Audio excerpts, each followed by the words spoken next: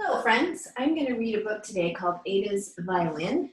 I think it's a truly inspiring book with gorgeous artwork. It's the story of the recycled Orchestra of Paraguay by Susan Hood. And if you don't know where Paraguay is, you might want to look that up on a map. Ada Rios grew up in a town made of trash.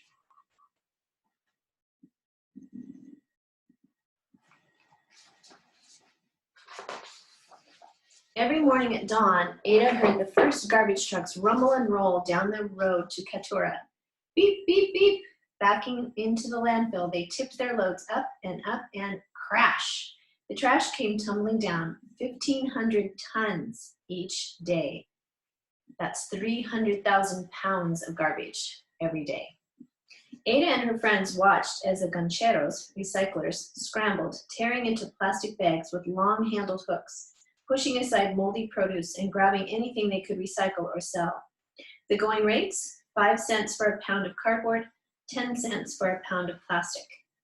And take a look at these incredible illustrations.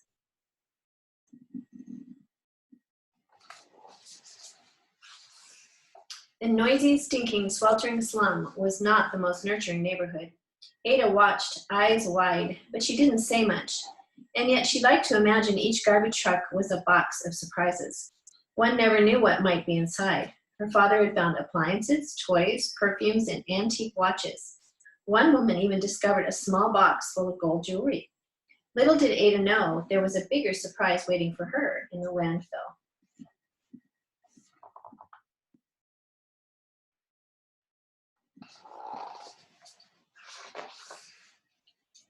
Every day when Ada's parents went to work, Grandmother Marian cared for Ada and her little sister Noelia.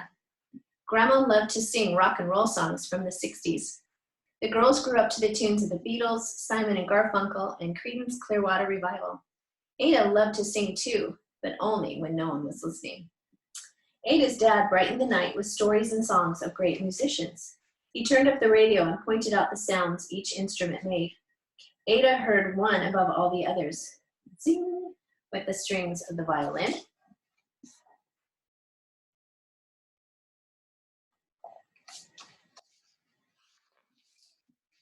When the girls started school, Grandma returned to work as a recycler, collecting bottles and cans in the city. Classes let out at noon. Young Ada was in charge of Noelia until her parents were done with work. At first, the girls stayed close to home, playing with Grandma Miriam's doggies and making sand cakes in the dirt. Soon, they joined their cousins, playing hide and seek or a game of handball in the streets.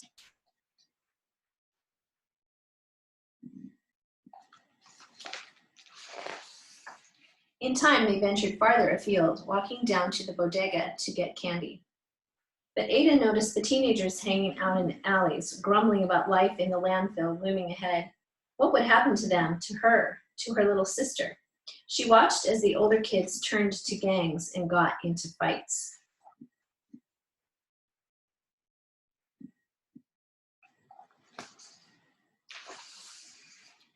One day when Ada was 11 years old, her grandmother saw a sign posted on the wall of a chapel.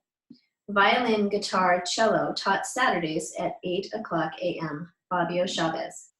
How Grandma had longed to learn music. Too late for her, maybe, she thought, but not for her granddaughters. She signed them up without asking them, for their parents. Ada's heart sang out. Thanks to her abuela, she could leave her worries behind and learn to play.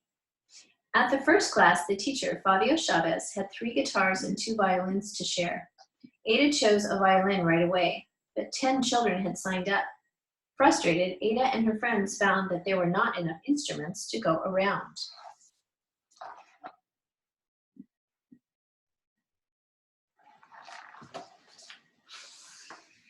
And there was a bigger problem. Everyone quickly realized that the children would need to practice at home, but it wasn't safe to be seen with an expensive instrument in Catura, where a violin is worth more than a house. Watching the children play amid broken glass and rusty metal, Senor Chavez knew he had to do something. He remembered a band called Les Luthiers, that made its own instruments. That was it. He asked Nicolas Cola Gomez, a ganchero and carpenter, for help. Senor Gomez found a discarded drum with a big hole in it. What could he use to fix it? He picked through the trash and discovered an old X-ray film. Would that work?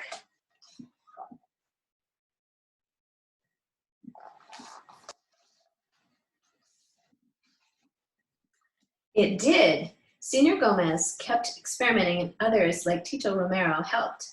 Inventing instruments wasn't easy, but they fiddled around discovering which materials hit just the right notes. They transformed oil drums into cellos, water pipes into flutes, and packing crates into guitars.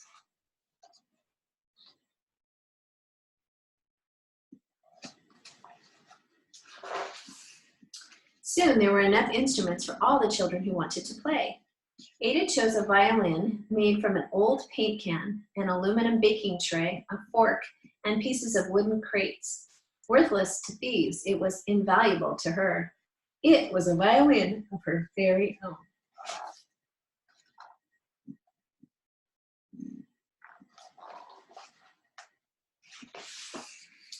Senor Chavez set up a strict schedule of 3-hour lessons. The class had no classroom, so they played outside, despite the 100-degree heat and sudden downpours. At first, Ada and the others struggled. Sharps and flats clanged and clashed. Playing an instrument is a process. It doesn't matter if one is rich or poor, ugly, fat, thin. You cannot learn to play an instrument overnight, Senor Chavez told the children. Excuse me. Some kids decided it was too much work and gave up, but not Ada. After lessons, she would practice at home, sometimes 2 hours a day.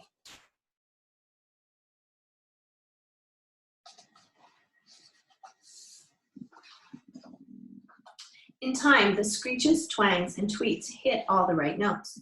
Their class became a small island where Chavez taught them to respect themselves and one another. Be kind, always say please and thank you. Say you're sorry. Be dedicated when you commit to something, Senor Chavez told the children. Soon the ragtag crew of kids learned to tune in, to listen to one another, to band together. The recycled orchestra was born. From then on, there was something new in the air in Catura. Gancheros, trudging home from the landfill, might lift their heads to hear the sounds of Ada's violin, or the strains of Baby's cello, or the strum of Noelia's guitar. A symphony of sound helped to lift them beyond the heat, the stench, and their aching backs.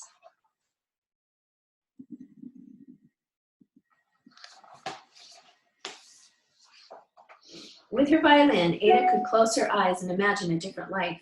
She could soar on the high, bright, bittersweet notes to a place far away. She could be who she was meant to be.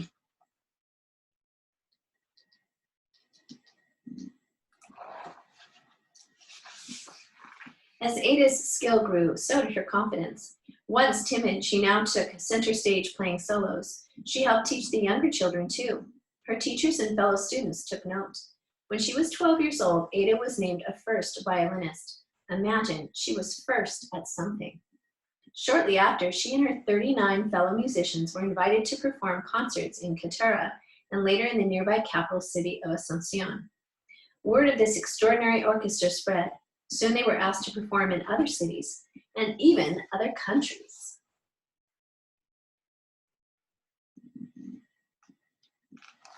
And imagine this, all on recycled instruments.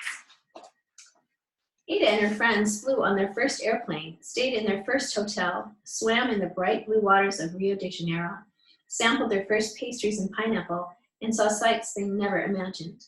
The world dazzled them, just as they dazzled the world.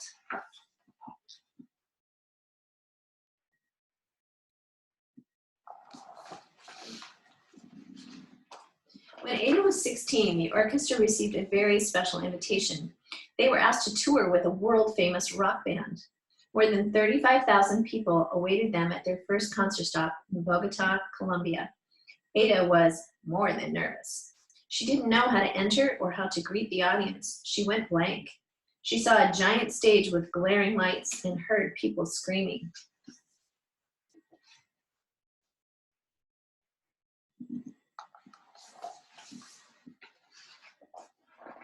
But she didn't have to worry. As the recycled orchestra took the stage, the people who had paid to see the rock band cheered for them. The enormous audience sang and swayed to the music as the orchestra played. And as their performance came to a close,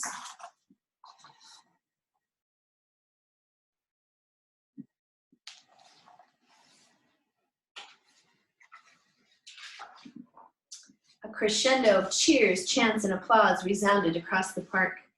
The astonished kids bowed, grinning at one another. They had discovered the surprise waiting in the landfill. Buried in the trash was music. And buried in themselves was something to be proud of.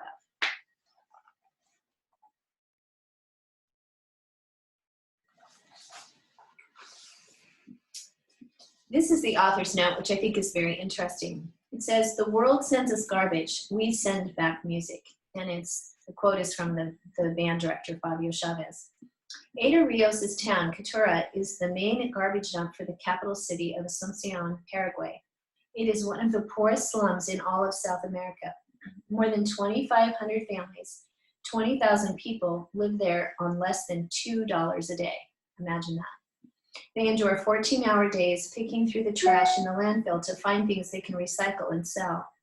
Officially, children aren't allowed to work in the landfill, but that doesn't stop them. Some of the families need their help. "Whoever can carry something can work," said Ada. Generations of Ada's family works the landfill, including her father and grandmother. But her father later got a better job sewing and embroidering clothes. Her mom worked as a caregiver for an elderly relative. Ada and Noelia could attend school, but as children there were still long hours with nothing to do and trouble waiting in the wings. Then a newcomer came to town. Fabio Chavez was an environmental engineer sent to Catura to teach safety practices to the gancheros working amid dangerous heaps of refuse. Laboring alongside them in the landfill, he befriended the recyclers and worried about their children. A musician himself, he decided to offer music lessons to keep the kids out of trouble. In time, Chavez's music class became an orchestra, aptly named the Recycled Orchestra.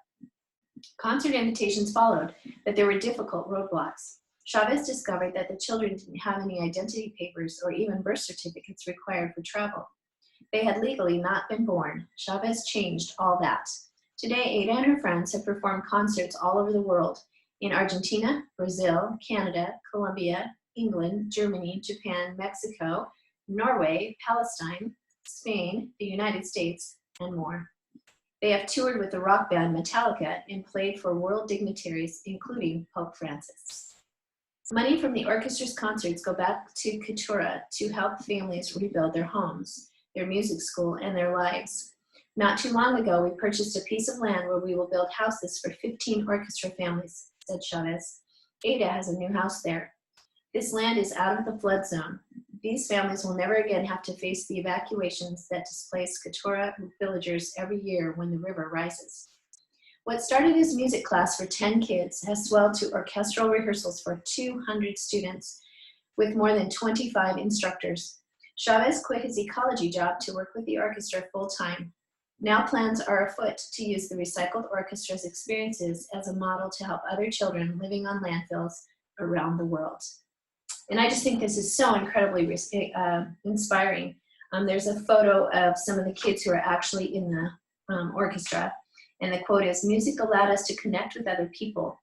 Without even speaking the language, we understand each other." And this is the last page. And if I can find a link for you to actually hear the music of this Recycled Orchestra, I will do that as well.